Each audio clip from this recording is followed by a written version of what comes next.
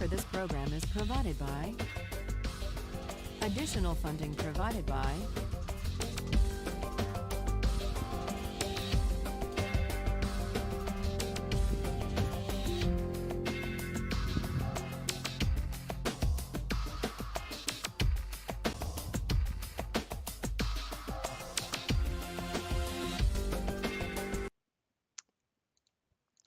All right, so today's gonna be a much more special video. It's more directly looking at a character. It's from a series called Seven Deadly Sins. Now, Four Nights the Apocalypse. Probably to Arthur Pendragon. And today I do have two very special guests with me.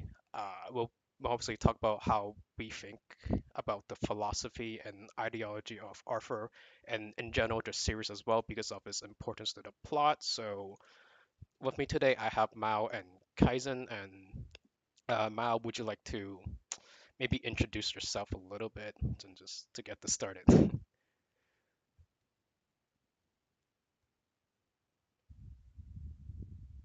Yeah, that sounds fun. My name's Mel. Kind of new to this thing.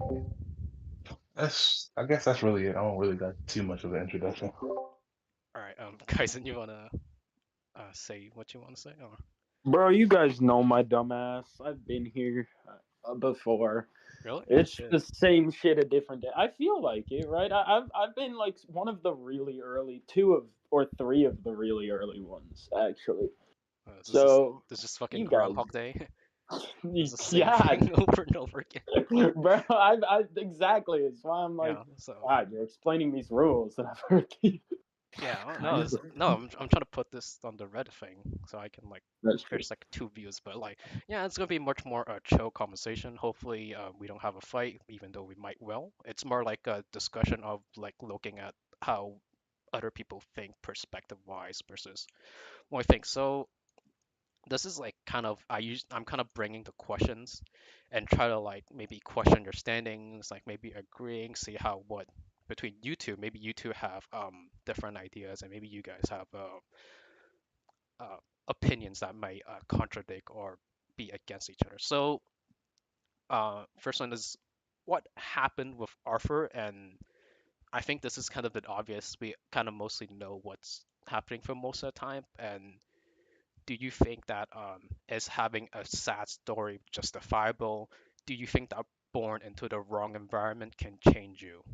So yeah, Mao, you want to start and just like say what you really think about the questions that I just kind of asked? Yeah, sure. But I do want to clarify with that question. Were you asking, do I think his environment is what changed him? Uh, do you think that the environment can change you? So it's kind of like a few. I try to like kind of condense them together because what happened is kind of like his backstory and his backstory can be because you're in a certain environment, right? And that's kind of related to your backstory. So do you think like in general, maybe a better question would be like, what do you think of his past, and do you think that having a sad past justifies you as what he currently is as a person? Um, I wouldn't say it justifies your actions, but I would say that it gives clarifications on why you may feel or start doing things, right? Because we know of Arthur. For the most part, I would say he had like a sheltered life. Like we know he was adopted into that family in Camelot, even though we don't really have too much context about it. We just know he was adopted into that family somehow, however it happened. He meets Merlin at some point, and she kind of raises him up from there. And then you get into like the demons invading, and then that kind of like turned his whole world upside down. Like I think the demons like really affected the way he viewed things. But I think another aspect of it, the I would have to go if I would have known this was the topic, I would have gotten the novel out and I could have posted the screenshot. I guess I'll have to have that for like another time. But the novel for Cursed by Light actually describes like a scene in which like we kind of see it in the movie, but the movie never describes how he takes them out. Like when he's like viewing all of the graves like of Camelot, that's when he kind of comes into like the perspective that humans tend to suffer due to the other races. Therefore, he wants to erase all the other races. Now, I can understand why he's hurt. but I don't agree with him wanting to take out everybody. I think even me and Kyson have discussed this particular topic. Like, I would be fine if he was just actively trying to kill people like Zeldris. For example, like Zeldris was like a key factor in taking out people in his homeland. Um, Meliodas, like he saw that side of Meliodas that really messed him up. Like, I would be fine if he was specifically trying to kill them.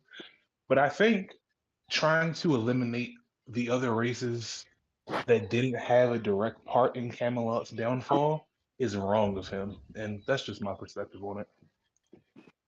Uh, Kaiser, Yeah. you wanna, yeah, I guess. So following up from Mal, I think he worded it perfectly. You know, we kind of have gone into this a little before together. And you know, I have things to say probably in a follow-up question that would get more into my beliefs on Arthur's motivations and what they're supposed to represent. But I would say I agree that justifiable is the wrong question. He's trying to commit ethnic cleansing. That's never justifiable. It's understandable, though. There's a deep empathy with his backstory. Like, you can look at it, and Nakaba has written it in such a way that you can see how he comes to the conclusions he does. Right? He was from a relatively like sheltered upbringing, and then at 16 this guy's hit with like war crimes galore, right? Like, and it just like it would fuck with you, right? And that's kind of how extremism is even born into our world. People at a particularly vulnerable point in their life or a sheltered point in their life experience traumatic violence, and this traumatic violence like can create a very antisocial response. So yeah, that's my take on it. All right, so honestly, I think like I kind of did set up the question to be like that because I usually kind of like to ask their people what do they trying to question their double standards and all that stuff, right? So that's why I say is it justifiable? Because there's some not even the series, right? They kind of defend their characters about having sad past and they're like killing people. Like I don't think you can really say that like, yeah, I do feel bad, but at some point like you cannot cross a certain line and Well, individual murder is very different from like systemic genocides or like colonization, right? Like, can I say that in one-on-one confrontations, individuals like Zeldris, when he's like a soldier on the battlefield and is facing another soldier on the battlefield, is them killing each other and like fighting? Like, is Zeldris committing an irredeemable act of evil there? No, it's when they're doing the more large scale acts of violence against civilians. You know, it's the destruction, it's the act of conquest. Not so much individual murders, because a lot of the murders in Seven Deadly Sins, if they were brought up in a court of law, a fair few of them could fall under like legal self defense, right? Like the moment weapons are drawn, both parties are in the wrong and they're both allowed to die at that point. So yeah. Yeah, I maybe agree that's with just that. my United States in me, right? Like you both walk up with a gun, it's like anyone's kid. Oh my Yeah, god. no, no, I get that. Like, and I get what he's saying. Like, individual, like, for example, like Galen, when he initially gets out, he pulls up to Camelot, and somebody can correct me if I'm quoting him wrong. I think his exact words are, "Humans are nesting too close to each other," from what I remember. And he just started clearing out homes. Now, we don't see everybody die, but I'm sure there are a lot of people that died just from that. And it's because Galen didn't like the way people were living. Then you have like Zeldris conquering Camelot, and then we know that like they would enslave the humans and then like feed on their souls. Stuff like that, I would have no issue if like Arthur's goal was just to kill people like Zeldris who still are alive, because he actively participated in those things. But like him going around like initial four nights of the apocalypse, they're like, this kid, he might become one of the four. We gotta kill him. Like I think that's where I draw the line. Arthur. Yeah. Kaizen, want to say anything, or Yeah, I'm just I mean, feeling like, to I say kind something? of agree. Like, the way I'd go about it, because we're talking about governing bodies, essentially, right? Like, Arthur's acting not just as an individual, but rather as a body of state, a king. So, ultimately, I feel the way a state should act in dealing with war crimes, it the demons should have faced something like the Nuremberg trials, essentially, where the people at the top who are found culpable are executed. Like, that's how shit like that should go. And that's probably what, like, ultimately the fact that it's like a happy-go-lucky story and we like Zeldris, he's like becomes kind of part of the secondary cast, like, is why this doesn't happen.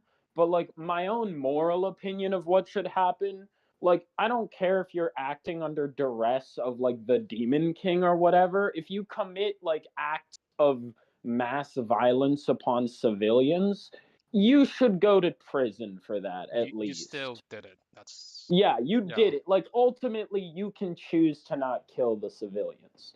Like, you can choose that. That is you're allowed to do that. And Yeah. so, like, even like, ultimately, I know it gets weird with the demons because they were physically sealed, and so you could even argue that part of what the demon realm, like the commandments, are even doing is attempting to unseal their own realm and home and people, which is a noble action. But they're doing it so they can conquer Britannia. So the nobility of that action is kind of lost. It's lost. All the Ten Commandments are eating Yeah. souls from people, so I Yeah. don't like the least worst of the Ten Commandments member ate souls from people. Yeah, and Let that I'll even like I know you two know that, but I want the other people to listen to that and let that sink in. Your favorite female character, Derry, was eating souls from people, and so was the rest of every other character. yeah, I'm and I like, think it's yes, I'm like, okay, It that's doesn't like, like who is it, Fraudulent? Isn't there like a scene where like he goes to a village and it's just like once a month they gotta sacrifice a person? yeah, it's like a cult. He's like, yeah, yeah, yeah, bro. where they at? You know it's time it is. It's time to collect. And what makes it a little more egregious is the reason they're eating souls is ultimately to speed up a process that would have happened naturally.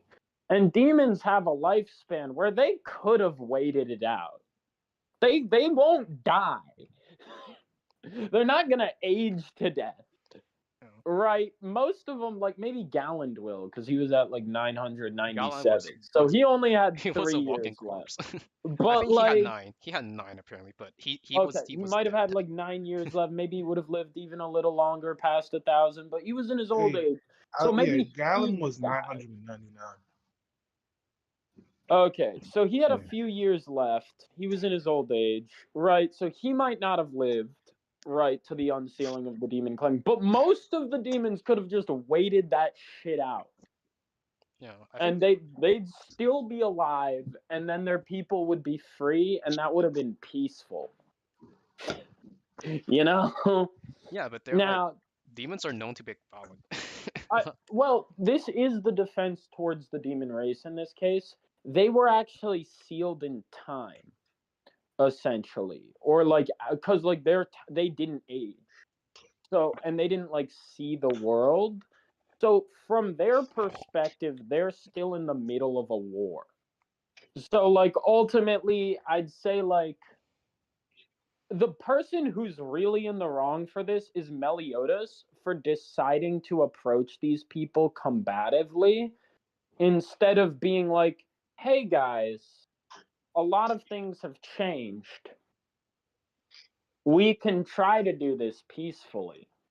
But You no, see, Meliodas decides to be a bit of a dickhead. He walks up on him after he gets his power, and he's like, oh yeah, guys, suck my cock. Like, you see, that didn't help. I could agree with you, Kyson, but you got to remember the initial meeting between a Ten Commandment member and Meliodas is when Galen pulls up, and Galen Yeah. was not talking about peace. That's true. Gallon was Gallon was trying to end the already about the series. smoke. But He was again, trying to end the series. No, again, he Galen didn't like think he would win against the Sins. That's the funny thing. He just wanted exercise. he did. He thought he'd lose because he heard they had Meliodas. So he's like, "Oh, I'm fucked." It's like, and then they're like, dude, you're gonna get super fucked. You have no magic. It's like, and he's like, it is what it is, man. And he just flies off. Yeah, I guess I he figured he had honestly, 1 year left. knowing what we know about Meliodas, like now in retrospect, you understand why Galland was laughing so hard. He's like, "Oh, oh, what a twist!" I think the biggest thing, though, the biggest contradiction with Galland is when he killed Mel, he didn't go for the 7 hearts. Didn't Gopher shot the thing in his head already or something? I guess, yeah, I guess if you fucking blow their brains out, but like, does that matter, dude? All we know about demons is that if they've got 1 heart remaining, they can pull themselves back together. I'm gonna say that I don't know. Galan's fucking weird. I guess the argument that you could say with Gallon, I think most demons only live to 1,000. He's like 999 in like the main series. I guess his mental probably wasn't the best. You know, Yeah. he probably got Alzheimer's, all type of stuff. Who had Yeah. good mental in the Ten Commandments? Esrosa was like a fucking what's like a silent person. Yeah, no. He had issues, but Gallon was like he was like between life and death. Galan's Like, fucking senile. like if you asked Gallon what his name was, he might have forgotten. That's true, though. Yeah, he Imagine might have asking forgotten. your 99-year-old grandpa. What's his name? Like, What's your imagine name? him pulling up, being like, "Yo, I'm ready to fight." Like, that is kind of what Gallon did. Galen does not give a shit. Don't even think about anything with his character. He doesn't think. He just does what he wants. Bro, Yeah. I'm pretty sure the booze is probably what's done that to him. Like, he might have like a late stage alcoholism.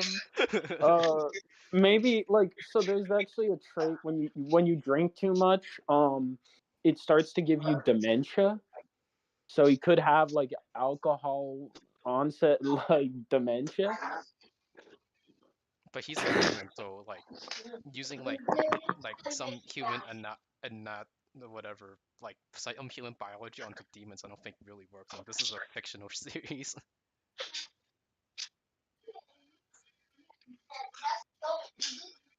But, hey, whatever makes you happier makes you happier. Like I guess. You know what's insane? Booze is so strong in Seven Deadly Sins. Bon, an immortal whose liver should literally never be able to give out, can get drunk. Dude, the Archangels got fucking knocked out. Well, no, I think Bone just has a very low tolerance. No, he's really bad at Even- drinking. He's shit at Let me drinking. explain something to you, Debo. I know how alcohol works, right? It's a metabolism based thing. Bon's metabolism is ridiculous, right? We see him regenerate.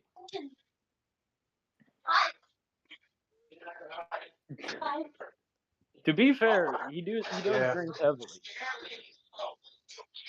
Yeah, but I've seen Bone take like a sip and get drunk. What's That's your background true. sound? Just want to ask. Could just be a comedic thing. Yeah, we can get back on track. Okay. Yeah. So because I think it started with like the kind of the double standard thing, right? Like Yeah. it's kind of like Yeah. some people get the pass, some people don't. Because like, dude, what Arthur's doing like kind of right now is literally the same thing that Zoe just did, to some extent, and in terms of like some things. And I think he's like he's literally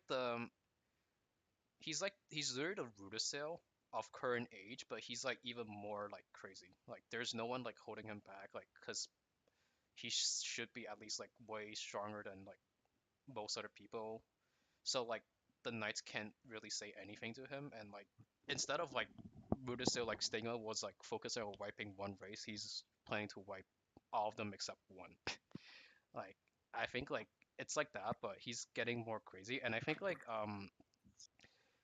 bringing back Melascula and Galan was like sending a message, like a really big send message. Like he didn't give a shit if they win, right? I mean, like it would be great if they won, but he was like, "Hey, you guys lose, it sucks, man. If you guys wins, that's great." He's like, "I'll keep that in the bag." And like I think like the invasion showed like how much like he his ideology is in general. Like because there's a part that he fights Lancelot, right? So like all the Lancelot fans are like happy for like it's been like 2 years. I think the Lancelot fans are so happy about that. But and the things that he was fighting him, he was saying like so naive, so like this is youth. I think that is like he's like kind of like looking Lancelot as obviously him and Lancelot are not the same person, right? I think saying that would just be stupid. But at some point he was also a 16 years old that was pretty idealistic and There's arguably an intentional parallel drawn between them. yeah Nanashi points it out himself. yeah and I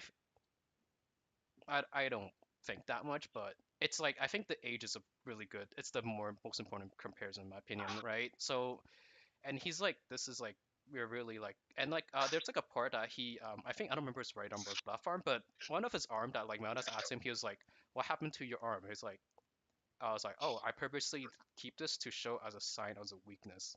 And then during the battle, he was using the arm to like launch a like surprise attack on Meldas or Lancelot or both. I don't remember, but he did it anyways, right? So I think that speaks to like he's like there's no holding back. He's like anything to do to get the goal, anything goes. It's like I think it's really apparent with like bring back the commanders back. He's like he hates the demons. And it's like I'll bring you guys back as like literal like puppets. Have you guys if you guys do it, then that's great. If you don't, you guys are like the first soldiers to like die in a battlefield. And there's like a part that like really made me question of how much he actually uh loves the humans or anyone in general, right? There's like a part that when Galan like or Galen does not attack, he's like this attack it's like a not priority check, it's like a checklist, right? So it's like it kills everything that's not a human and everyone else who supports the four and the seven, which is like the seven sins and the four knights. So that made me question like so he's willing to kill humans if they're willing to support the knights and the sins, which I'm like, okay, this is where we're going. So I don't know. What do you guys think about like how his general like how he fights for his goals and how he kind of like Well, acts as a person, yeah, right? I think I wanted to kind of piggyback off of two things you said. To answer that first thing about his goals, I think Arthur at certain points, I think Arthur has just gone through so much that his like we kind of see like the explanation of it, like when he's fighting Meliodas. He's like he basically tells Meliodas in fewer words. So sometimes you might have to sacrifice somebody you love for like the sake of your kingdom. And then Meliodas is like, no, because how can I be like a father? So like it's like a Arthur, like you were saying, like Arthur will even kill humans if it comes down to it. So I think like Arthur is like he's so like on the side of his ideology, like he can't see past himself anymore. And to go back to like what you said when he was like fighting Lancelot, I think there is a parallel between the two, and this is what I think it is. Um, I think Arthur was 16 around the time too, and if you look at the way Lancelot is portrayed, he's just portrayed and hyped up to be like even through like Guinevere's like vision ability.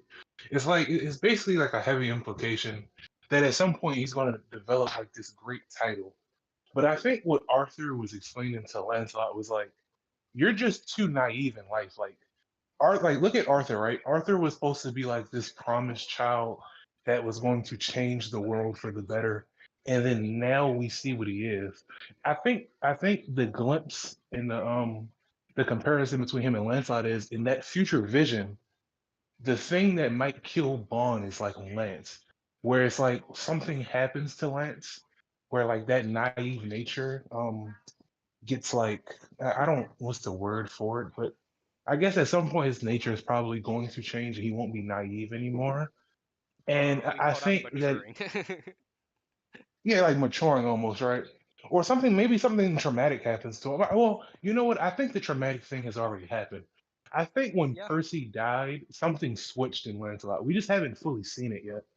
I Like we don't, haven't seen him I properly don't, I don't introduced. think it switched, but rather it was like it was the kind of like the final straw to the camel's back, whatever we call it. Yeah, he Yeah, snapped is he the just term, snaps. Like, and we're all agreeing. We're using different rhetoric for the same thing. yeah, I think we're like in But agreement in both most I things. just want to piggyback off of Mal's point here, just to further draw these comparisons between Arthur and Lance. I think there's like a heavy implication. I think they're two sides of the same coin almost.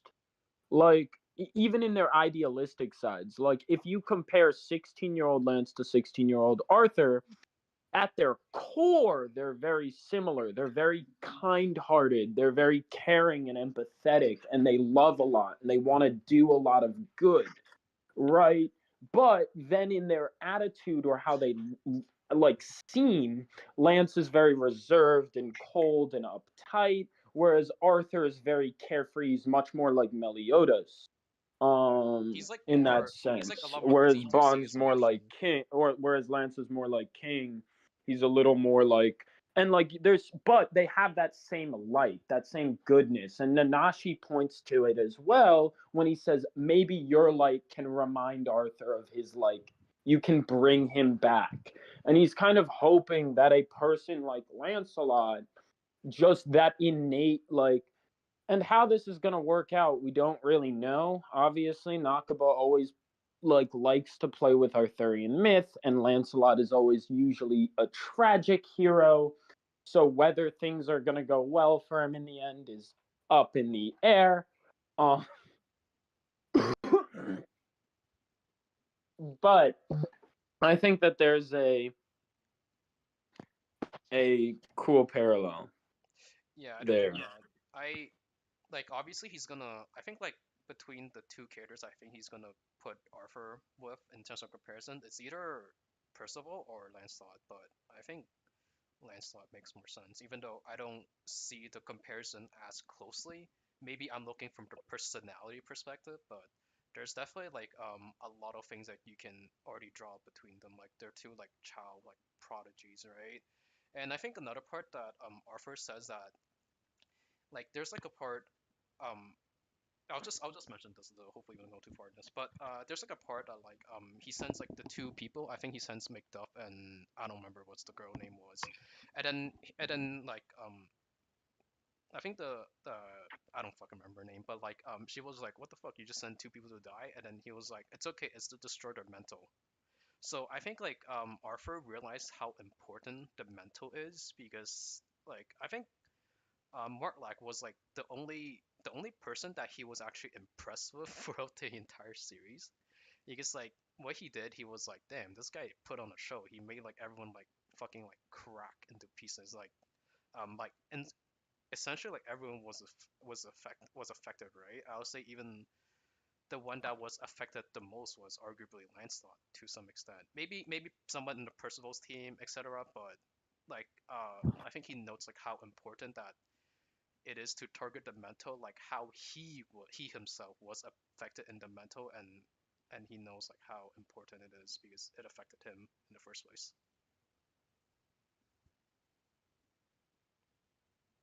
I don't know. You guys want to say anything about it? Or?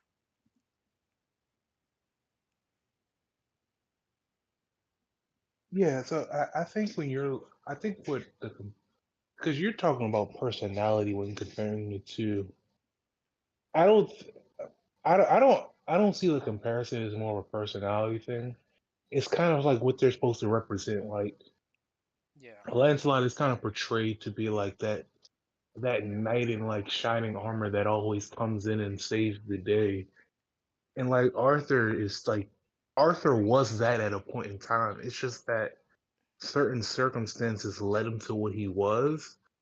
So now it's like you see like the comparison that like Lancelot is supposed to be that person that's supposed to lead the way to the future in a sense. But through like the events that Arthur is causing directly is likely gonna alter and change. Like I don't think that we saw like that messed up future for no reason. I think that's like a high possibility. yeah. It's like Arthur was the child of hope, and right now he's taking away the hope. Yeah. So I think that's like, yeah, Yeah. I can see it. I can see it. I just like I usually the thing that I usually compare personality. So that's why like I mean like I can see it. Like if Well, anything, like I wouldn't compare Arthur to Gawain or Tristan. I feel that doesn't make sense at all. um, I'd be like sure, cool, that's it. I mean like hmm, at least compare to those two. I'd argue that all of the four knights share at least one character trait with Arthur. Yeah, and they Um, should from a narrative. yeah, no, exactly. So, Yeah. I don't know what else was I gonna say. Um. oh yeah, his goals, right? We were talking about Arthur's goals. Did you mention that? Maybe. I think I might have another one. I guess should we just talk about his personality itself, like, cause Oh.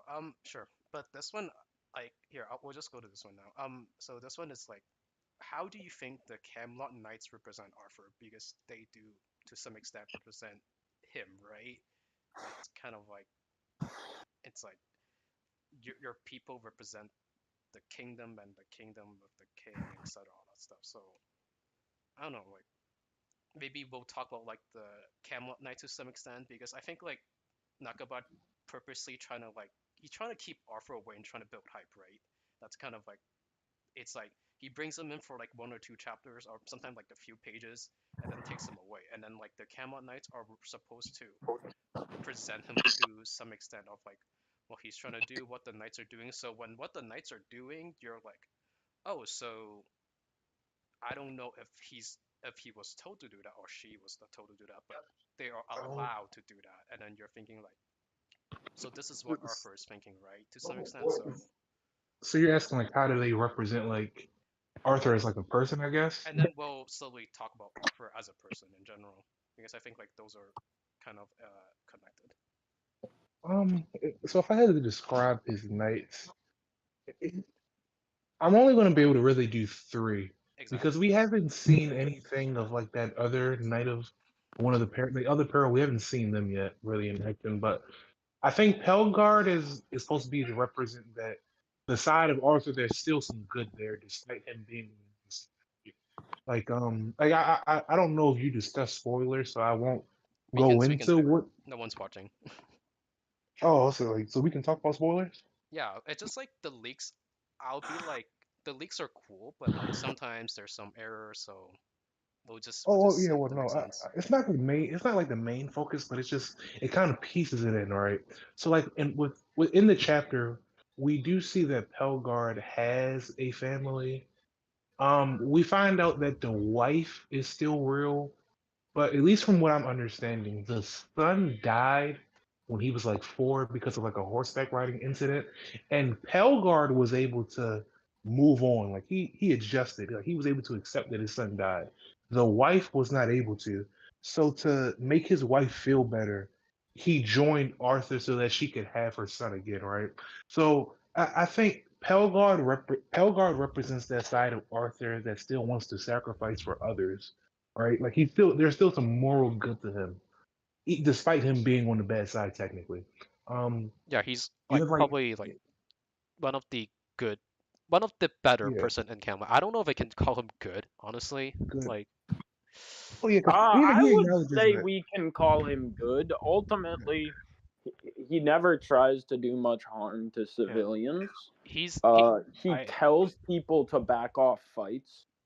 Like he tries to warn people because he knows that like he has a job to do ultimately. Yeah, yeah. Eh, But he's ultimately as good as you can be. in that Yeah, situation, I think Yeah. that's what that's we're getting true. at.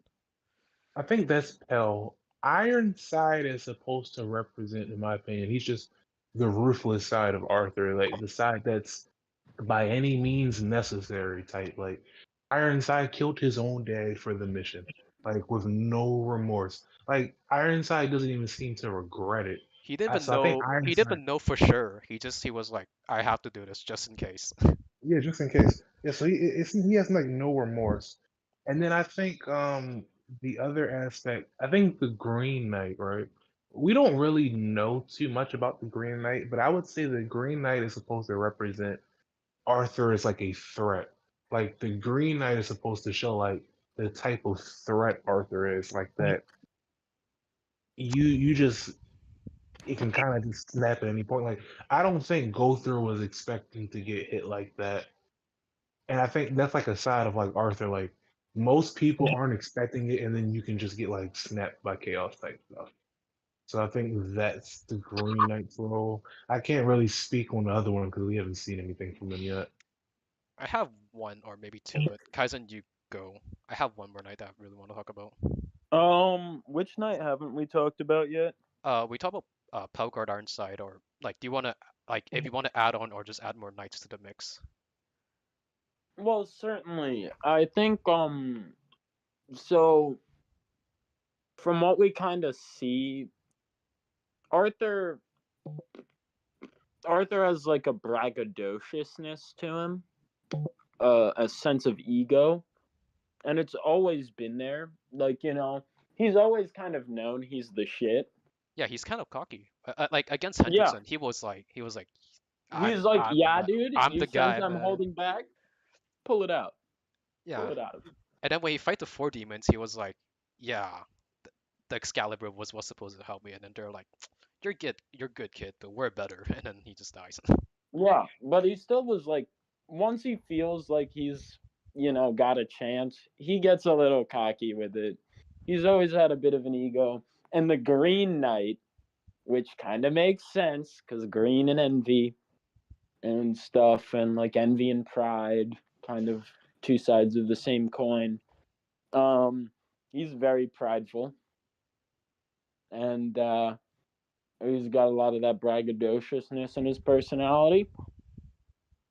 And considering he's probably going to be like the main source of conflict for like the less important Knights of the Apocalypse, I have a feeling that he will be one of the less deep representations of Arthur. So why not? I The think that's Green fine. Knight's his ego. I think that's fine. Just having a cool character do shit, it's kind of cool sometimes. Like I feel like there's like times where like, oh, you have to make this character super complex. Like no, you don't. Some characters work fine that way. So yeah, Kaizen, any more knights you want to add, or I mean, there's the obvious Nanashi, like oh he's fuck, I representing forgot about him. what? I didn't include him. Fuck. Oh, well, he obviously represents Arthur's past, um, right? And so therefore, like the hope of what Arthur still could be, and like his connections to like other people. Yeah, because Nanashi is probably the person that saw Arthur transformation the most. Maybe Merlin too, but we don't know when she left, so it's kind of debatable. But Nanashi was probably there for the longest time to really see how he really like kind of evolve or rather devolve in some cases. And like I think yeah, because I think there's a part that he's like I still see some good in the king, and he's like I want to find out, and I guess he fights Nightslayer or some shit, but I think that's what he said if I remember correctly. Yeah, something like that. I mean, the classic cliche like I know there's still some good in him, and then you're like, oh, there's no fucking good left in him. But yeah, No, I think like this is why I kind of want to move to the most important, interesting question because we have yet to dissect. We're talking about his motives and shit and all of this, but there's like a really important element to Arthur within his personality that I think colors him a lot differently that we've yet to go over, and that's kind of like just the nature that we see chaos play into his actual mind. yeah. So wait a second, fuck.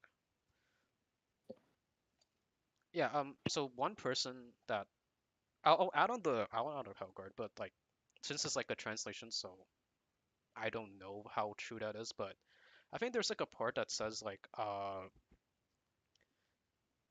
Pelgar literally doesn't know what the fuck he's thinking. And I think that's like kind of crazy to be like around like your boss for that long that like you don't know what he's even thinking.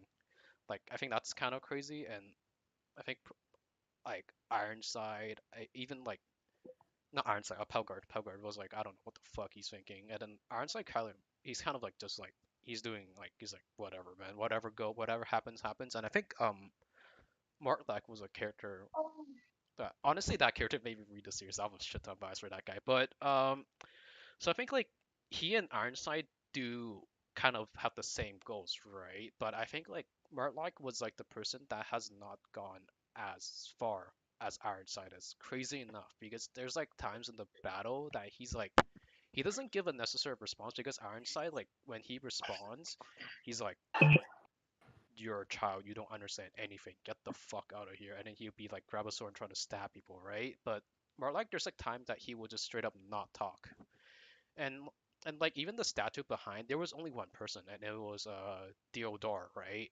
And I think like Ironside has went through a few phases. Like I think at some point he might have been like Pelgard, and then he kind of became more like kind of more down the spiral, and then became like Morlock, and then now he's kind of himself. Because like uh I think Anne's father said that like at some point Ironside was like a good guy, nobleman, all that stuff, but Anne was like, no fucking way, man. Like, look at this guy. Like, he's like fucking pitch black when she like looks at him, right? And I think that's to some extent represent what Arthur is really kind of shown, or like not shown, but like how he really kind of changed throughout the years. And I think another thing to talk about, in general about the other Camelot Knights is that I don't think he actually really needs to brainwash them like even if that's on the table because brainwashing is I don't think brainwashing is even that hard. To be honest, like remember Rune from season one with the bell, like he was like brainwashing people like no problem. But I think like most, I think what this leaks like kind of is telling me that it's that he can't get he will not fetch the water for you, but he will lead you to the water. It's just like it's like chaos is not necessarily good or bad or anything. It just reveals the extreme desires that everyone has because like a lot of shit ton of people actually believe in it, right? Like they actually do. I think they generally do believe in the eternal kingdom, and honestly, the eternal kingdom if it wasn't like if it wasn't like taking apart the world and like killing people, dude, I'll be signing up to Camelot, man. I'll be like happier going there. Like obviously, like I think it's like having your own happiness without negatively impacting people. That's like what I think, right? I'm like, yo, if I can have fun, have like live in a dream because that, and I think like it's also a lot of the nights is that they live in a dream, but some people just don't want to wake up, so there's no point in waking them up. So I think that's really important, and I think they really serve as Arthur to some extent to really show him without really bringing the character to really either guide us or misguide us to some extent. So I don't know what you guys think about that. Yeah. Uh, can you summarize that to like a 10-word sentence question there? Like, what are No, we? it's just my points. I wasn't really a question. Like Oh, yeah. yeah, so Um, fuck. I missed like half of those. oh, I said like I think like how generally most of the Camelot Knights aren't really brainwashed and they don't have to be because Arthur really gives them the shit that they want, right? Yeah. So Oh, definitely. Yeah. like dude, Yeah. if Camelot doesn't harm people and shit, I will be there. Dude, I will fucking go there, man. I'll live a happy life. Everything is great and stuff. And Uh, and like yeah. yeah.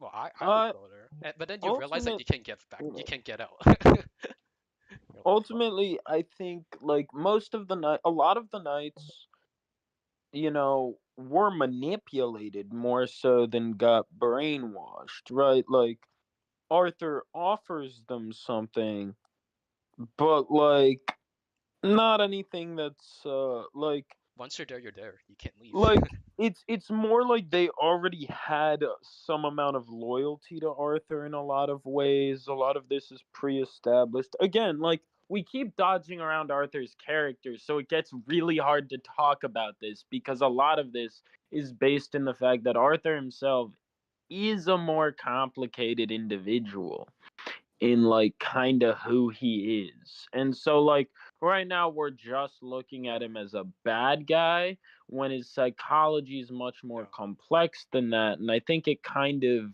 when you look at Arthur more completely and you take into account who he was, who he is, who he sometimes is, and what he can offer you, I think you can understand a lot more of the Knights' loyalty. It's not so much that a lot of them are brainwashed, a lot of them genuinely follow Arthur to some extent. It's just a lot of it's real.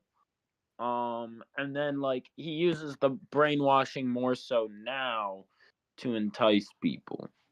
Yeah, I think like chaos is like the prime example of not bringing necessarily good or bad, but bringing the ultimate like desires. It's like having like the angels and devils on your shoulder telling you like you got this, man.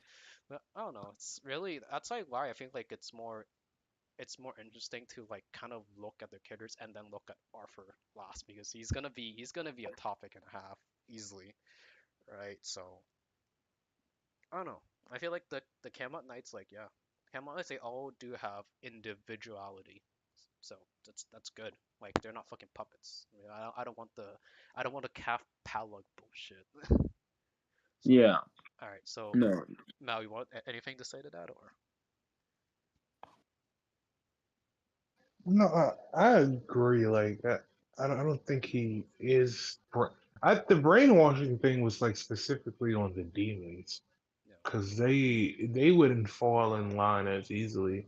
But I think with the humans, yeah, like it's just human nature. You give a person what they want, they tend to follow you. yeah. I think it's like Yeah. it's like those 18 plus ads on your phone. It's like find your ultimate desire, go to Camelot, and you're like, oh, sick.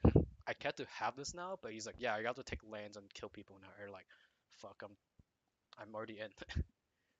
So I don't know. Next one, the importance of fate. Doing port. Like because I think it's he's trying to very. defying shit, right? So I think like I'll start instead. I think it's kind of interesting that I don't know how to fuck say her name, but like Guinevere, dude, Guinevere? yeah, thank you, Guinevere. Right? I think it's really interesting to have this person right beside Arthur, and she's basically the 13th future diary holder, and she's like telling him shit, even though she can probably tell him fake things if she wanted to, right? But I think it's interesting to have like someone right beside and have like Arthur. He's like, this is what fate is, huh? And then he's just trying to like kind of like twist.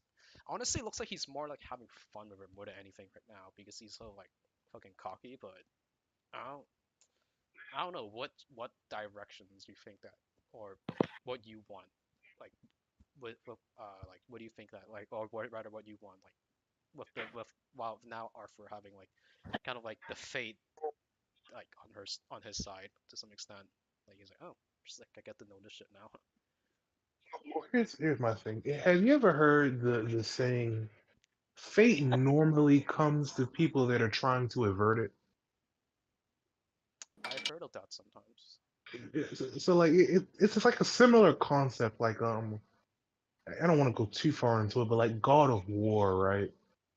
Zeus heard like a prophecy that like one of his children, who was like a marked warrior, was gonna like kill him and destroy um The kingdom what do you call it? or Mount Olympus, right? And he had a son that had like a natural birthmark. So he kidnapped that son because he thought that that was going to avert it. But by doing that, he actually took the wrong son because Kratos was the one that the prophecy was actually talking about. And the only reason Kratos went on this crusade is because Zeus made that decision early in his life. So like with Arthur, right? He has this fate tells him they're going to stop you. And it's like he's like, okay, well if I do this, then it will happen. But I think by messing with fate, he'll just fate will always kind of find a way to happen. He may make things harder, but I think inevitably Arthur's going to lead to his own downfall. Yeah, I think yeah that'll be. I think that's like kind of the point, but it's definitely interesting to see.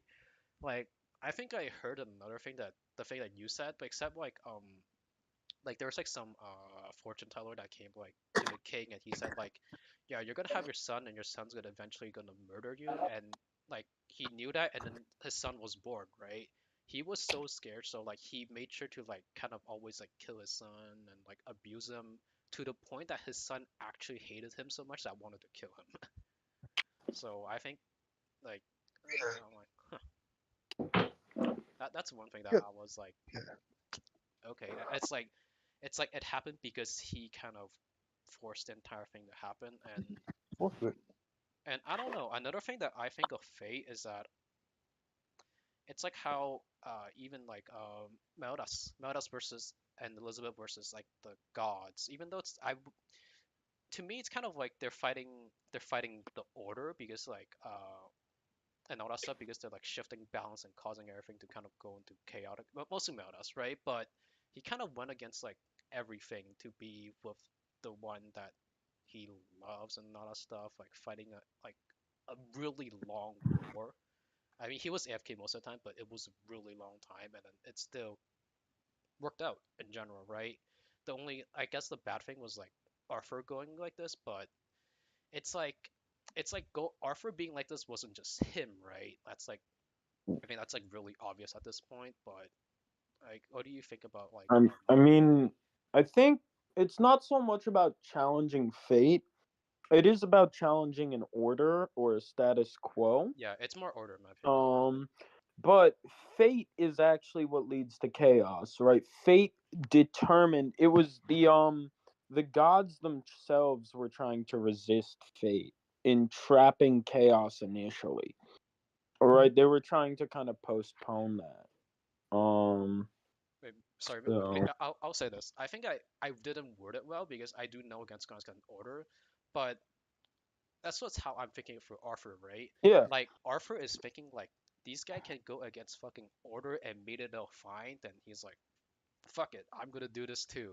I guess to some extent, like he's like trying to like not necessarily mirror, but like Meldas was kind of like example that like it can work. It's just matter of like I guess yeah. persistence, all that stuff. I don't know Well, how he Arthur really sees actually it. sees himself as beyond fate. This is the difference. Like the seven deadly sins were fated to beat the Demon King, whereas like Arthur is fated to lose. And Arthur's so you're right, it is a he's kind of comparing himself to the Demon King and Supreme Deity. He just thinks he's different. He's like, nah, Yeah, dude, I'm different. yeah, and he's like, I'm if I'm chaos. better than you, then why can't I even do better than you, right? Like Yeah. it's like kind of like that ego all that stuff. So I think it's really interesting. And also, Guinevere can tell him fucking lies.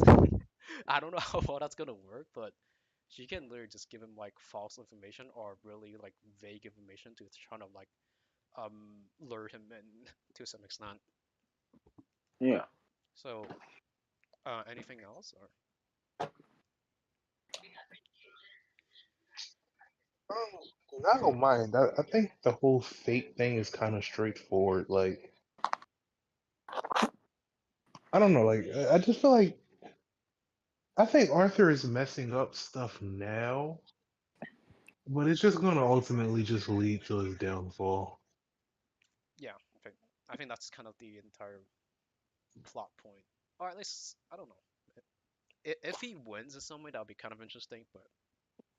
But judging by how Seven Deadly Sins end, I feel like he's just gonna like lose. Oh my fucking god.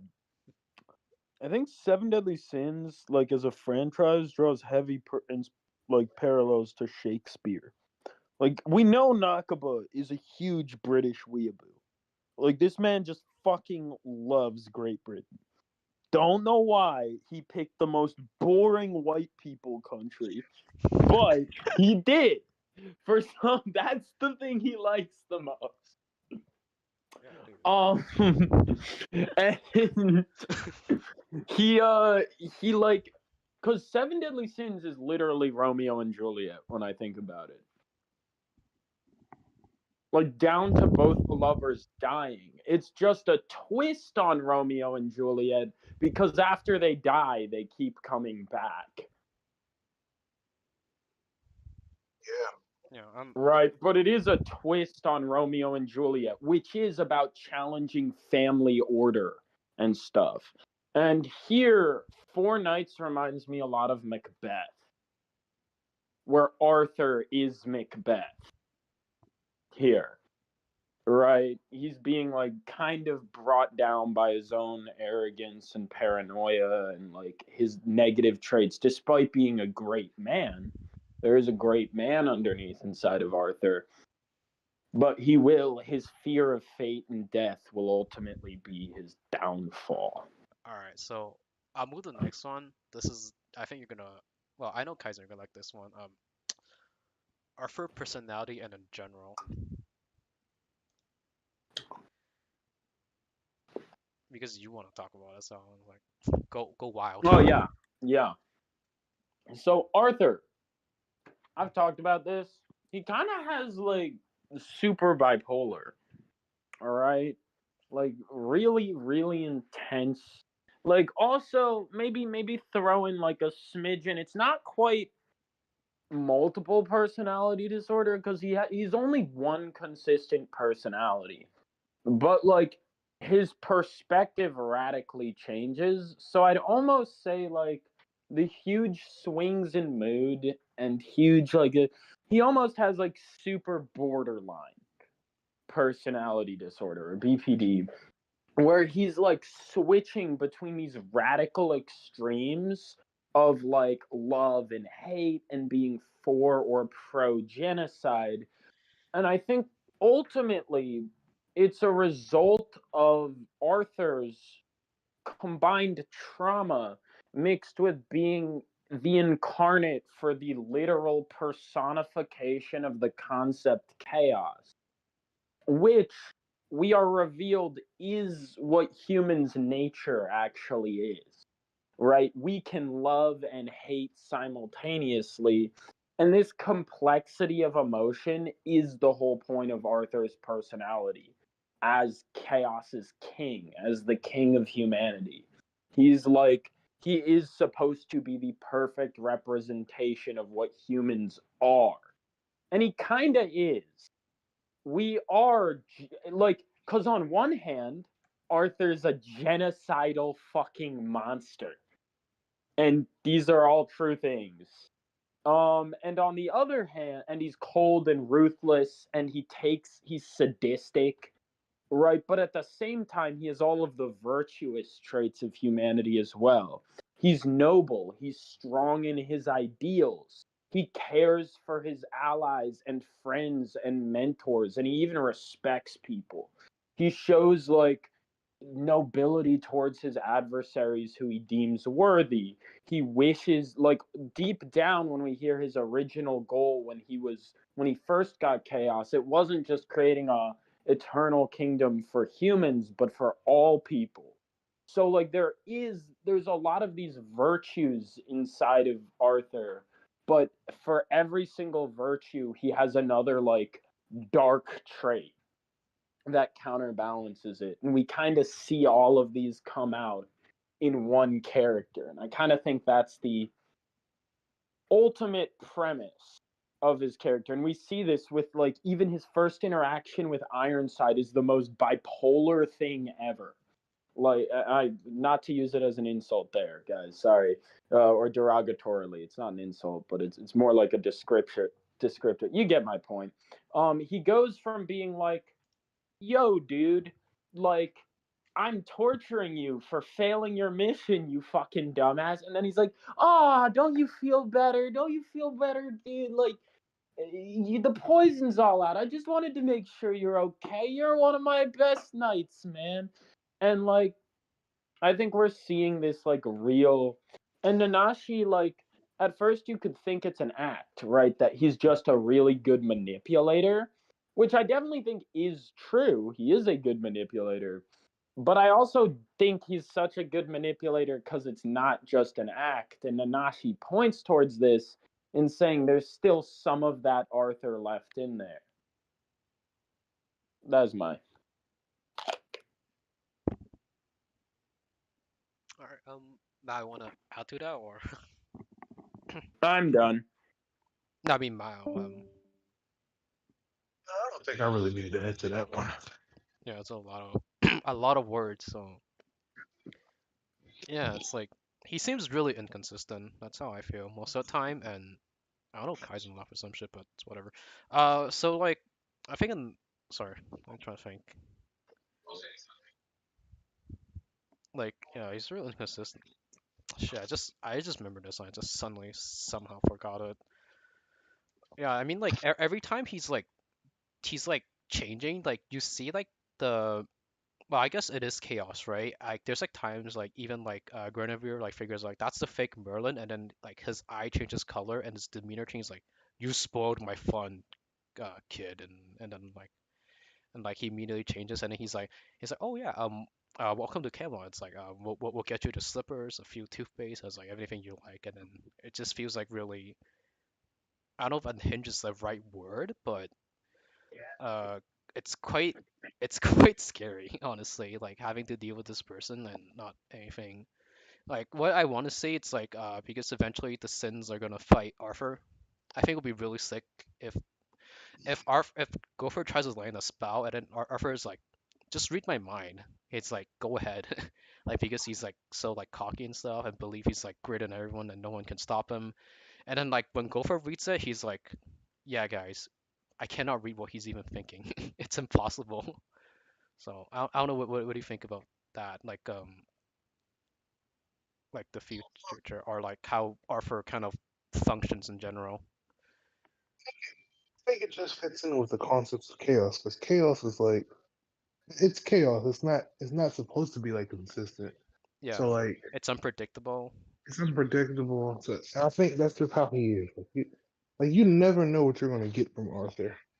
Yeah, I think it like there's some. That's why I like to talk about the Camelot Knights because I think like if you just listen to one half of Camelot Knight, like you heard like oh this person is fighting valiantly for his country to protect the honor of his dead niece, and you're like wow this person is great, and then you learn that that person is more like you're like oh okay. I feel like it's kind of like that duality of like it's like obviously the good and bad are mixed, but it's like he's like just it's a more like case he's like a good uncle in some sense, but again like the stuff he's doing you're like I don't know about that man. So it's like and like you can obviously separate and you be like hey you can be the good uncle and a good person or like just be bad in both ways. But I think it's kind of interesting that like some characters do have these traits like mashed together to be like to maybe even like kind of remind people that like anyone can become a servant of Camelot because Camelot is not an extent Arthur, right? Because like Camelot basically brings like your ultimate desires like Arthur he can fetch you the water, right? Like he can obviously do that stuff, but he will lead you to the water, and then what you're gonna see in the water and which is like your reflection is gonna show what you really want, and that's gonna reveal your true like your true self, rather it be ugly, beautiful, or everything just like slapped together. Yeah. Oh, um that's kind of it, and that's kind of what I kind of have. Like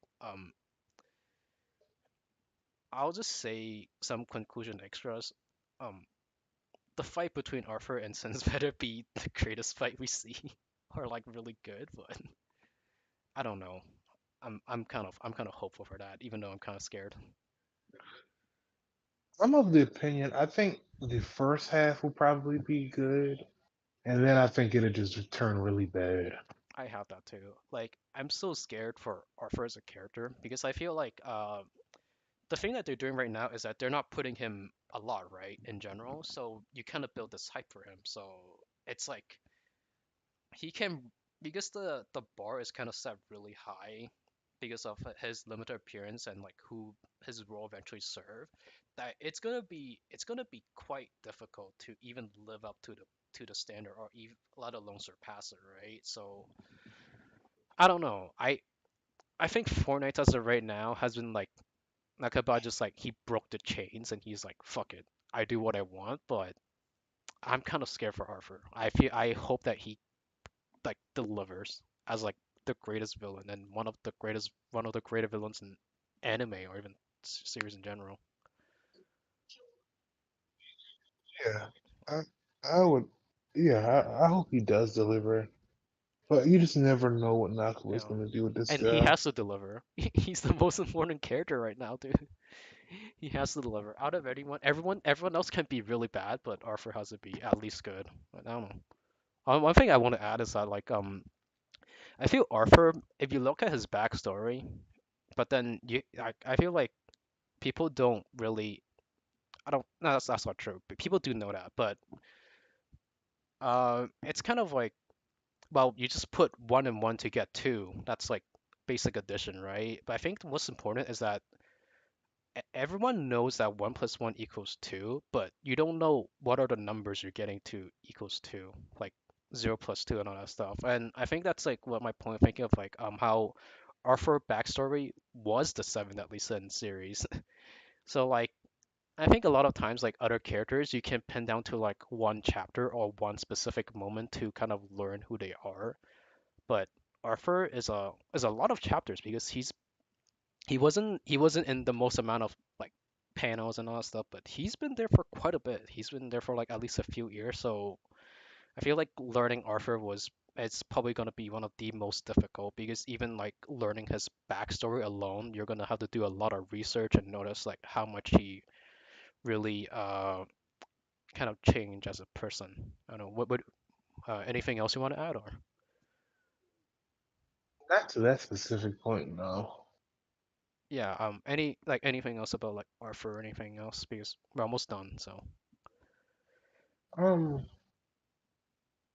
I think Arthur as a character, we haven't seen. I would say we just haven't seen all of it yet. Like, I think there's still a lot of context to come. But as of right now, I think he's just like a chaotic person in general. yeah, that's the fun But of it. So we can talk about him and we can all be wrong. yeah, that's fun. Yeah, like I don't know. Maybe later on in the series, he has like a deep heart to heart with somebody. He like explains that. Even though I would hate if this was the case, like he sat down with somebody and was like, "This really isn't me. This is all chaos, and I just can't do Dude, anything about if it." if that happens, that'd be Nakaba bitches out.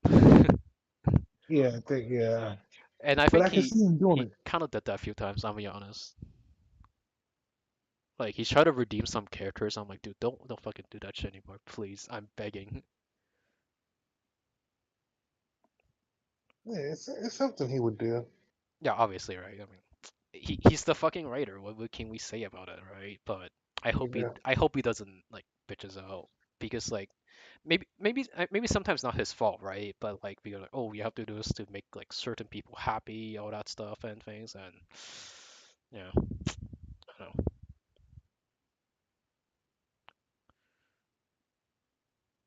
Yeah, but if not anything, I'll just end it here. Yeah, yeah, oh, dang. He said his Wi-Fi crapped out. That's what happened. yeah. I thought he had to leave or something. No, I guess his Wi-Fi just glitched out on him. I don't know. It's Wi-Fi. Wi-Fi is like fucking stupid. It'd be like that sometimes. Yeah.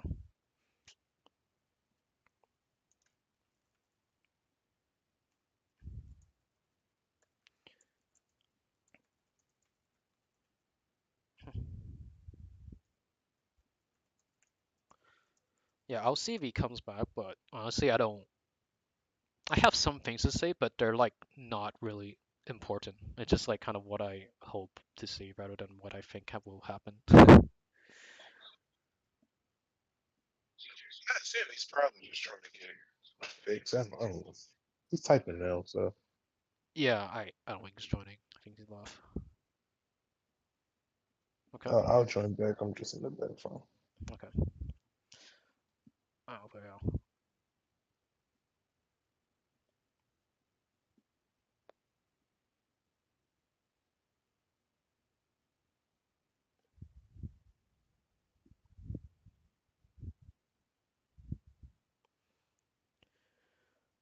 Yeah. I think. What else? Can you tell me the Curse by Life thing again? Because I forgot like that movie matters so little to me, so I forgot like a shit ton of stuff. What exactly about it? um, like there's like did you say the light novel thing? Like the for the Curse by Light? Was there like a Yeah, dude? the light. I don't think I read that shit. Or Well, that's the thing. It wasn't. It's not like an American release. You would have to buy like the Japanese oh, you have to version. translate that shit. Oh, okay. Yeah, yeah, but so basically, it's. I guess you could say it's like the straw that broke the camel's back. It's Oh. like when Arthur is like viewing all of the graves Oh, of like it's Camelot. like the fairies and giant incident, right? Yeah, when like all of them attack him. Put it to you like this: Arthur probably already had this. Like they don't go super in depth, but it's like heavily implied that's when he just snapped. Like, Oh, okay, okay. it makes sense because it's like he's looking at all of these graves. Like I never counted all of them, but it had to be over 100 people. It's easily over 100 people, if not like upper hundred somewhere. But he's like mourning all of his people, and then like all of these like other races, like the giants, the fairies, all of these things pull up and are actively trying to like just kill him. And I think it's like it's kind of heavily like implied that like at that moment he was like, yeah, Fuck it. it's Yeah. it's time to just we just gotta get rid of him. Shit, I forgot about this. I cannot believe I forgot that. Um, one idea I had for the longest time, and I probably still do to the very end, unless it gets like rebugged. Honestly, if even Nakaba says something about it, I'll probably still believe in it. Just stubborn. But I felt like Arthur believed that most of his failures back in Seven Deadly Sins, that he failed to like protect Camelot, all that stuff, was that his lack of power. And I think like he believed that if he had the power, that he would be able to just like fix everything. But like it turns out to be not the case, and that's like another. It's like another factor to be like why he's like I thought this power was gonna give me like everything I wanted, but it turns out wasn't the case, and then he gets even worse as times goes on. Yeah. Yeah, I don't know. It's just like food for thought. Kaizen, are you back or Yeah, I'm back. we're Oh, ba- okay. we're basically like wrapping up. So Yeah, yeah. I missed like what this part was, but if we're wrapping up, what was there a concluding question or just no, concluding thoughts? kind of yeah. Like I had a style of like Okay. anything you agree or disagree with, but I'm like, dude, what the fuck? Like I think we said everything about it. Yeah. I guess I'll bring up my whole shtick here because this is about Arthur. Right. He represents Great Britain. It's imperialism. Blah de blah de blah.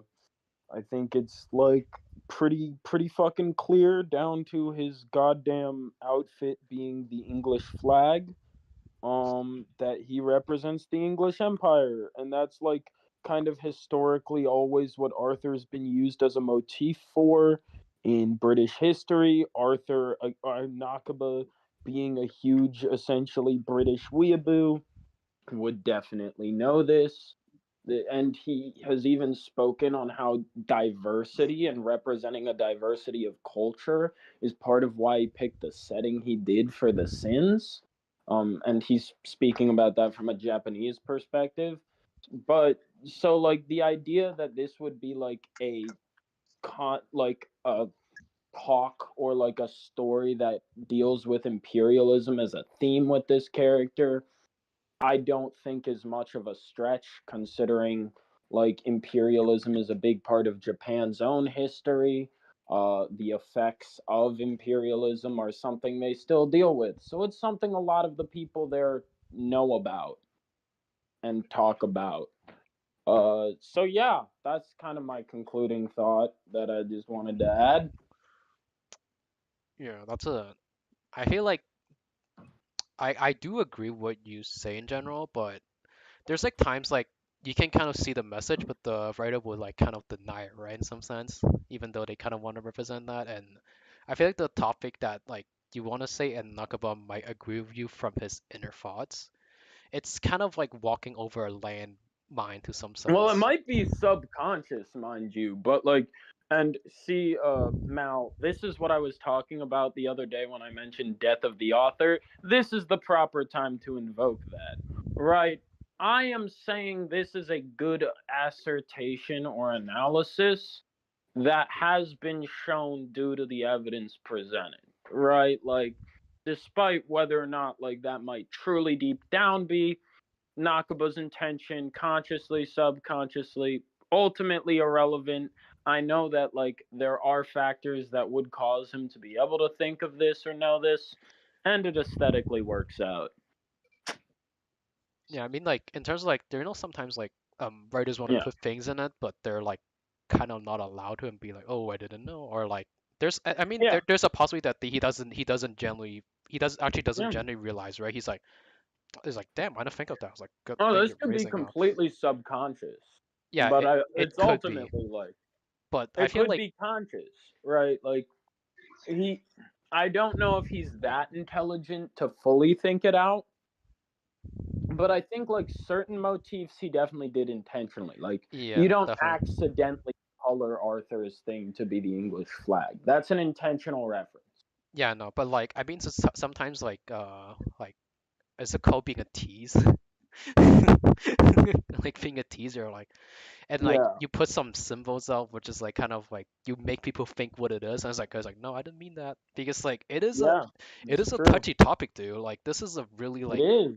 it's a really like delicate topic. It's a really delicate topic as well. Like because like even if I want to say like he has to do it right, like what do you mean by even doing it right? Like what represented the message, like showing Well, like because racism and xenophobia is clearly a theme in this story, yeah, obviously, right? right? So to go as far as to say it's like imperialism, I mean, motherfucker, he's literally taking the land.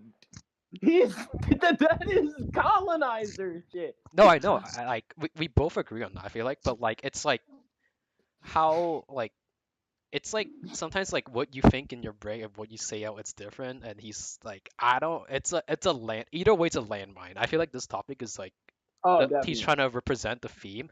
I'm like, dude, you're walking on some fucking like this is not like the fucking Jericho people getting mad at Jericho shit. That shit doesn't matter. She's like a relevant character, right? But like this is Yeah, yeah. in This general, is this Arthur. big theme is scary. Like I feel like one wrong move, he can literally get canceled and not on shit. Yeah, bro. Thankfully, the Japanese don't care that much about Great Britain. They don't care what you say about England They passively. yeah, I know, but like I mean like this stories always goes to the like the other countries and they always have to they all have something to say about it. That's true. Dude, that you That's know the true. people that always have to say something about it, that literally sounds like King. How many British fans does Seven Deadly Sins have? I don't know. Probably like two and Uh, a half. are two of them in this chat? Oh my god. Oh, I I guess think I'm one. zero. I guess I'm 0.5. Holy fuck. No, no, Oh they're just god. lying. But yeah. Um. Now, Anything else? anyway, Anything else you want to say? I'm just gonna wrap this up. I think I'm done. I didn't have any opinions after that.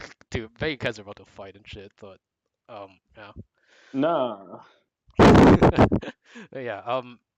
Thanks for you guys for showing up. I don't know what else to say. I'll probably just hang this up call and I'll just like finish what I have to say in the stream itself. Yeah, Yeah. fair. Thanks, fellas. Okay. All right. Yeah, no problem. Yeah. Thanks, Mal. Thanks, Kaizen. All right. Yeah. So I think this marks the. I can say this is the end. I don't know when I'll say it's always the end. I feel like I say this every few months. I leave every few months and I make a video again, all that stuff. But yeah, thanks to Kaizen and Mao, really, I I don't want to say, but we had a lot of agreeing ideas. But I feel like the point of that was that we are supposed to have different ideology and not like things that come and go. But I think at the end of the day, we mostly have very similar or even like the same the same ideology. So yeah, thank you for Kaizen and Bao for showing up. Really good. Shows to Pika. Uh, always a recurring guest. Couldn't show up because he was sick, unfortunately. And big shout to Necron. This guy doesn't even live in the same place that we do. He has to wake up like 7 a.m. to even participate. He couldn't make it today, but honestly, a thousand thanks to everyone that showed up and participated. And if you made it this far, and then I want to say like this has been such a long time, and this was an idea I had for like a few months because generally the reason I've remade some Seven Deadly Sins, not Seven Deadly Sins, I guess 4 nights now, like content or whatever, just make some talks was because of I really wanted to have a discussion with Arthur because Arthur is going to be a really interesting character, just mainly for his role alone and how he's going to be as a person. So I made a video in the past about him. I think it's okay. It'll be in the description, but yeah, it's in the description. I think it was okay. But the point of this was not to get was to really kind of talk to others to really learn how he is. So yeah, if you're uh from the Reddit community, fuck you. No, I'm kidding, just kidding. But yeah, yeah, if anything, you guys, anyone that has anything agree or disagree, then feel free to say anything. I really wanted to uh learn and understand what other people think about Arthur because he's gonna be very interesting. Well, hopefully interesting as a character. So that's all I have. Anyone watching, then like, yeah, thank